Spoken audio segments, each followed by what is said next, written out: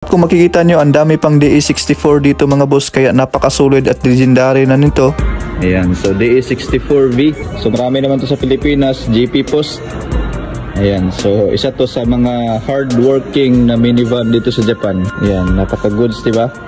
Pero ang mga unit na to mga boss, grabe talaga yung mga pinagdaan. Kita mo yan, no? Ano bang ginawa ng mga Hapon dito? Nabangga, tapos nilagyan ng mga ano. Ayan. At ito pa mga boss. Ayan. Parang itlog. Itlog ni Manoy. Ayan mga boss. Makikita ninyo. Ayan. So much for that. Huwag na nating anuhin yan. Ibuli yan. Ang point ko talaga dito mga boss is huwag nating kalimutan si DE64.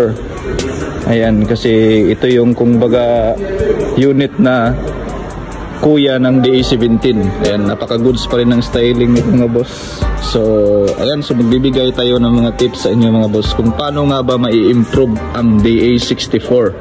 Ayan, so unang-una na dyan ang fuel economy. Ayan, pag-uusapan natin mga boss. Dahil nga maraming nagtatanong sa atin, nag-i-inquire sa atin, paano nga ba patipirin ang DE64? So honestly, dito sa Japan mga boss, never talaga tong nakatikim ng throttle body cleaning, lalo na yung mga sensors nito. Okay, makinig ko yung mabuti kung ano yung mga lilinisin ninyo. MAP sensor, MAP, oxygen sensor, IECV, throttle body, at consider nyo na rin yung mga spark plugs ninyo, air cleaner, at syempre nakakapekto din sa fuel economy yung walang thermostat at nakarikta na yung fan. Dahil kapag na-detect ng mga sensors, magsusumbong ito sa ECU na malamig pa yung engine at magkukuman ito sa fuel system na mag-produce ng rich mixture para mabilis uminit yung engine. Pero yun nga, matagal niyang mahit dahil nakarikta na yung fan at wala ng thermostat. Kaya lalakas talaga sa fuel. At ang pangalawa mga boss, na dapat ninyong i-improve sa inyong mga DE64 or DE63 man ay ang cooling system. Ito yung maisasuggest ko sa inyo mga boss dahil ito yung mga in-improve sa DE17. Kung hindi nyo kayang bumili ng original na thermocap ay i-condemn nyo na lang yung hose patungo sa reservoir at panatilihin talaga na good yung cooling system at panatilihin talaga na walang hangin yung sistema para iwas overheat. At dito naman sa pangatlo is optional na to kung gusto mong i-upgrade or hindi, dahil maraming nagtatanong sa atin bakit mahina yung aircon ng DE64. Although normal talaga yan dito sa Japan dahil kalimitan ang sakay nito is nasa harapan lang at hindi umaabot yung lamig sa likod. Pero yun nga, nakita ng Suzuki na need talaga i-upgrade yung kanilang aircon system kaya in-upgrade nila sa DE17 na mga units. Pero may mga paraan pa to carry out the coldness of aircon doon sa likod. Isa na dyan na pagpapalit ng aircon compressor, pwede mong gamitin sa Ertiga or sa DE17. At kung makikita nyo, ang dami pang DE64 dito mga boss, kaya napaka-solid at legendary na nito. Kaya pagdating sa tibay at styling ay hindi pa rin nagkakalayo ang DE17 at DE64. Kaya highly recommended ko pa rin ang DE64 kasi mas mura siya ngayon at ang tanging lamang lang ni DE17 ay yung tipid sa gas at yung kunting lamang ng lamig ng aircon, which is pwede mo namang i-upgrade yung DE64 mo, lagyan mo lang ng dual aircon or malakas na blower papunta sa likod.